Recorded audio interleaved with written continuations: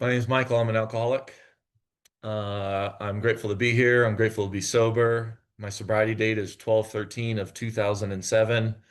My sponsor is Lee, and my home group is the Sunday Night Young People's Group in Flagstaff, Arizona.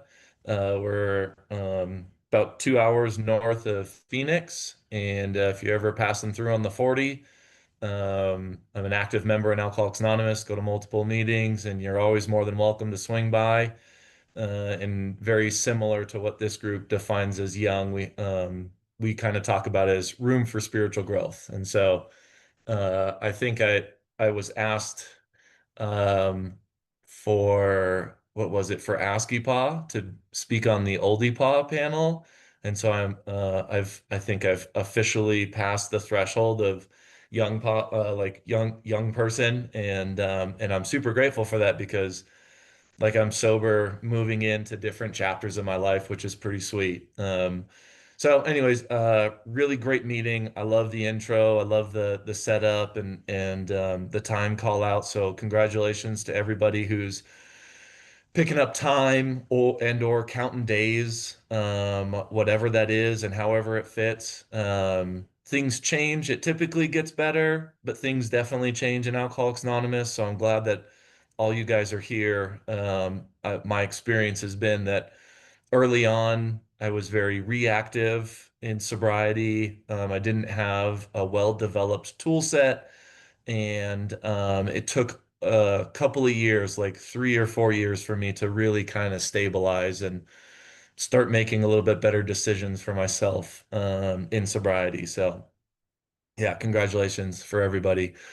I only have it's 20 minutes, so I'm going to only tell a couple of short stories that have to do with drinking because I really want to share about what my experience sober and how what happened. I came from a good home. We had, plenty of resources, and we would go on family vacations and have Christmas dinners. And I came from a good neighborhood in Mesa, Arizona.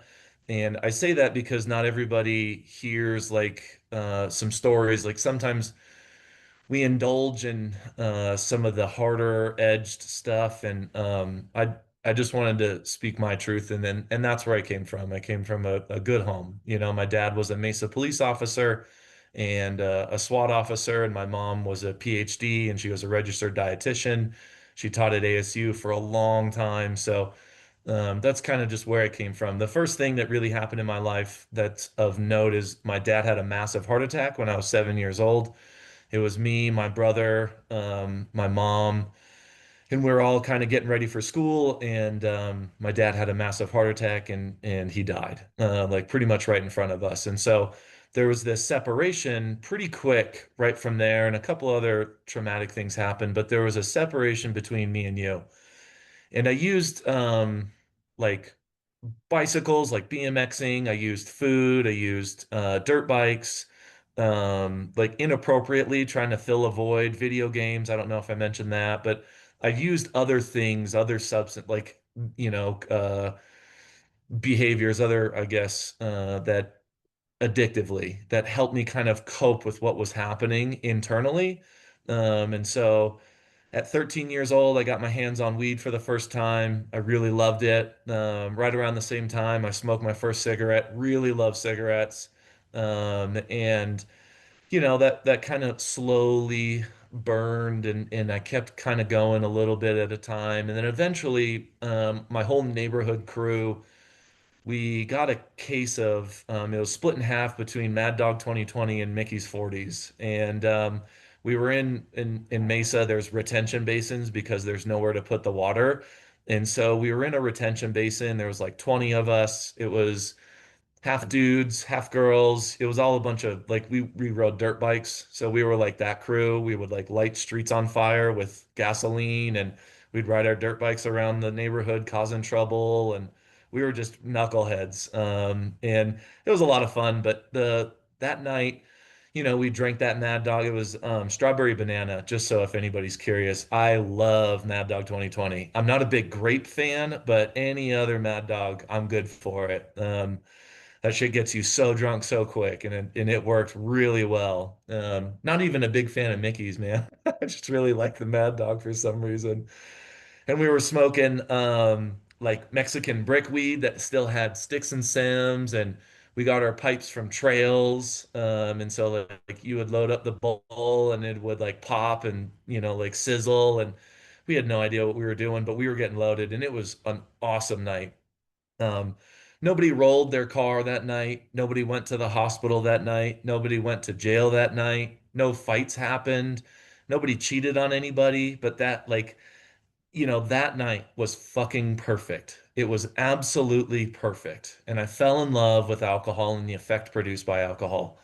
And I made that decision, when I'm 15 years old, that this is what I'm going to do for the rest of my life. And so I dedicated the next really like 6 or 7 years to pursuing that same experience.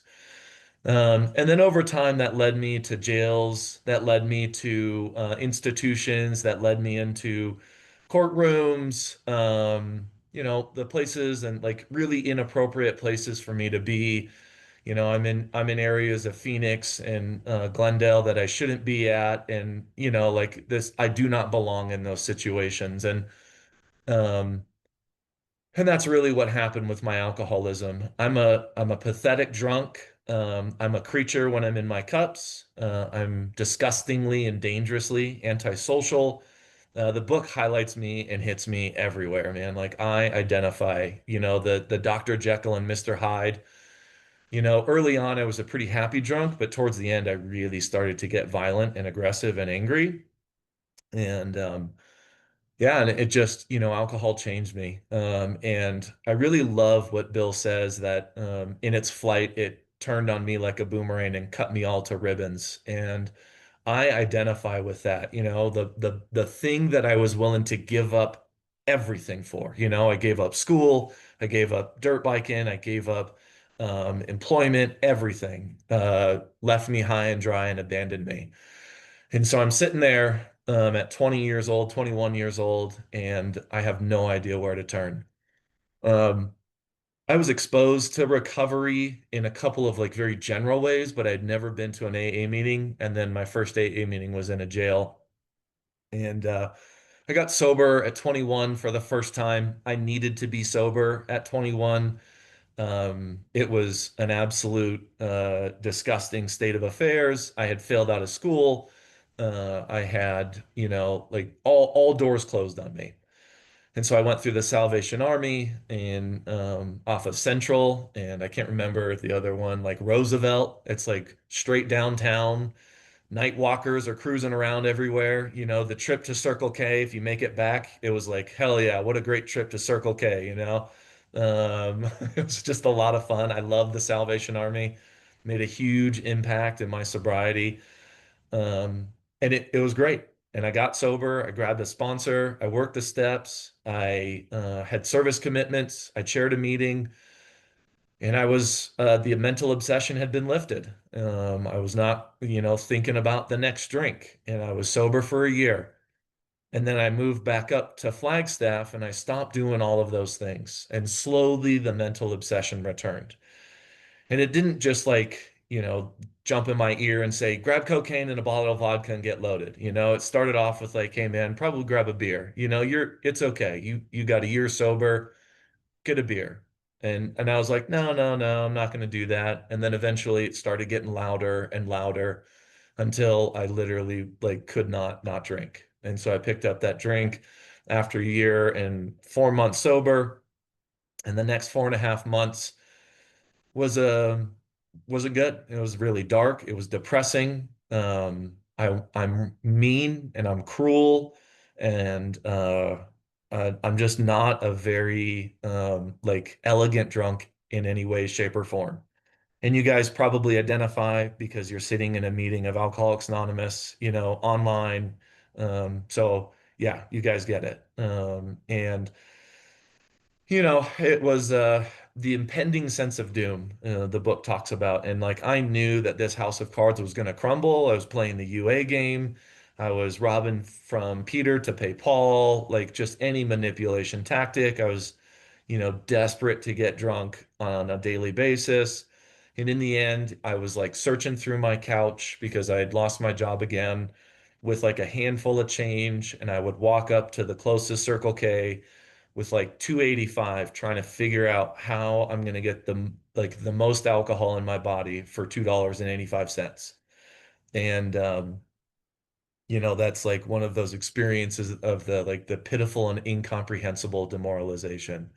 Like it just hurt to be in my body. Emotionally, mentally, it was just torture. Physically, I still had plenty of drinking, plenty of drugging, but I was just exhausted emotionally and mentally. I got drunk for the last time the next day, and it really wasn't anything special. And the next day I got arrested again, and that started my sobriety. And so that was, I got arrested on 12/12 of 2007. And then my next day in jail was the start of my sobriety. And I wanted to move along pretty quickly because what happened in jail was I had an unconditional surrender.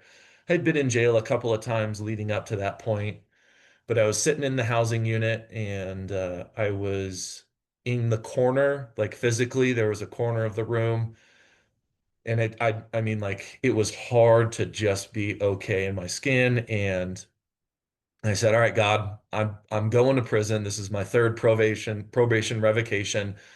I'm going to do some prison time, but I need to, when I get out, I need to get and stay sober. So whatever you got in store for me, I'm willing to go to any lengths to stay sober because I really fell in love with Alcoholics Anonymous at 48:48. And if anybody's ever been to the Wednesday night men's meeting or women's meeting at 48:48, like it was amazing. Like the laughter and the fellowship and the cigarette smoke, like they had fans that just kind of moved the smoke around.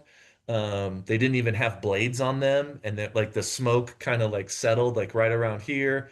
They had a non-smoking table in the same room as a smoking table. It was pretty funny, very comical, but the reality was is like the language of the heart and the fellowship I just fell in love with there. And I knew that I did like I really loved Alcoholics Anonymous. So I gave up. I just had a complete surrender. And I went through drug and alcohol treatment inside that jail. It's a 90-day program that we still have in the jail, and I'll try to hit that up at the end of my pitch. Um, and I was provided one more opportunity to get out. And so I was released to a sober living house that was 12-step based. I got a sponsor. I started working the steps intently and diligently and thoroughly and fearlessly, right? Like they talk about painstakingly, like all of those words that Bill puts in the book. Like I was fucking desperate, you know? I don't know if you've ever like been hiking and you go too far and you don't have water and like like you're getting close to the end of the hike and I'm like that spiritually thirsty for something else. And so I did whatever my sponsor told me to do. And he was a very action-based sponsor. And so he would be like, "Hey, I'm going to show you how to make coffee, then go and now just go do it." And I was just so tightly wound up. Like I said, it took me a couple of years to kind of slow down overall. And I could just like he could just point me in a direction and I would just start doing. I'd set up chairs and I would clean the Alano Club and I would sweep and like none of that mattered. Like he was like, "Hey, let's go do this." And I'm so grateful that he showed me and didn't tell me. He took the time to lay out what we did and then the next time he was like, "All right, cool, now go set up."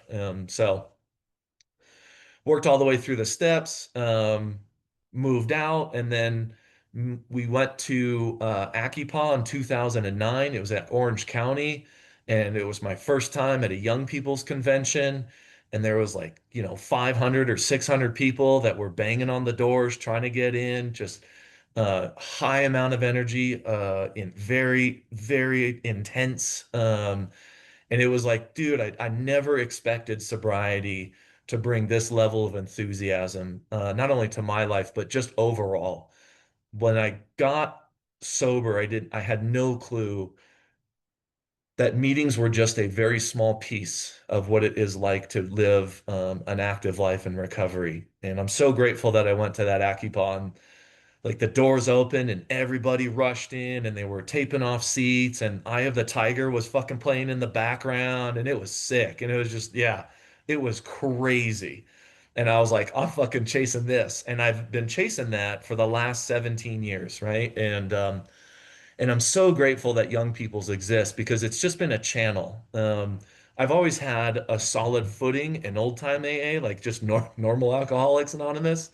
I was a GSR. Was a grapevine rep for district. I fulfilled those commitments and I went through all of that. And but man, young people, like I think Bill talks about, I can't remember if it's in a vision for you, but he's like, our feet are firmly planted on the ground and our head is in the clouds, right? And like young people's or is what like brought my head into the clouds, you know? I was living a fucking lit life, sober as fuck, broke, didn't even care about any of that, just having fun. And that was just through the experience of getting in the car, like my buddy's, Ford F-150 that was manual. We drove that to California, wasted a ton of money on gas, and it was so much fun. We were just crazy.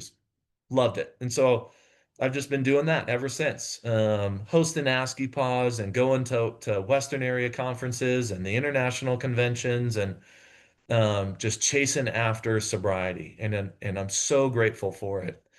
Uh, Eventually, things shifted in life and not that like you'll go to school, you'll get into relationships, you'll get a career. And the reality is I was able to stay at the center of Alcoholics Anonymous while managing the relationships or managing, a graduate degree or being involved in my career. And my sponsor told me like, look, man, if you're going to be in treatment, you need to do better AA out there and bring that fire into the treatment. And so, I followed that the same, for the last, I've been at the same job for 12 years. And so I I currently work at that 90-day in custody treatment center. So I'm now the supervisor. So I'm the director of the program, which is a fucking trip. When I left jail, I didn't think ever like I'd never want to come back here unless it's just to bring a meeting. But the reality is like higher power was like, ah, that's cute. We're gonna send you back to jail, fool.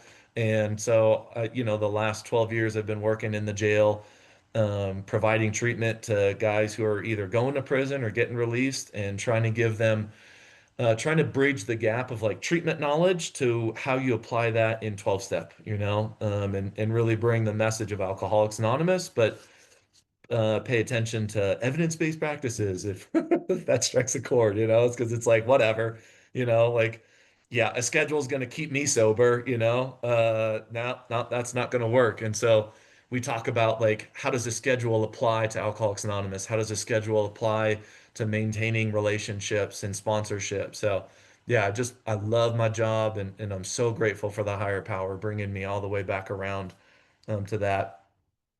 And really like today, um, I get to experience the young people's enthusiasm and just chop wood, carry water, right? Like I go to I go to the Wolfpack retreat once a year, and that keeps me kind of grounded in service for the men's meetings and the men's retreats, and then get to go party hard and stay up late and burn the candle at both ends at young people's. The last ICYPAA that I went to was in New Orleans, and that shit was awesome. It was so much fun. We ate at like I think it's Mother's is the restaurant. We ate at Mother's like over and over and over. And we took like a steamboat trip. And I mean, like, yeah, I mean, for me, meetings, like, you'll hear sometimes like meeting makers make it. And it's like, that's a half truth. It's like, yeah, you need to go to meetings, especially when you're new, go to meetings every day. But for me, I needed a sponsor. I needed to work steps. I needed sponsees. I needed prayer and meditation. I needed service. I needed so many other things than just like, I'm a meeting maker. You know what I'm saying? I would have fucking blown my head off, Like, I need something that is like provides some pop in my step, something that gives me life and breathes life into me. And then what I need to do is bring new guys along so they can experience that. We just went down to Lake Havasu this weekend and we partied with the Lake Havasu peoples. And it was just great. So I'm really grateful that you guys asked me to share. Thanks for everybody for coming, and I appreciate you guys, and I'll pass. Thanks.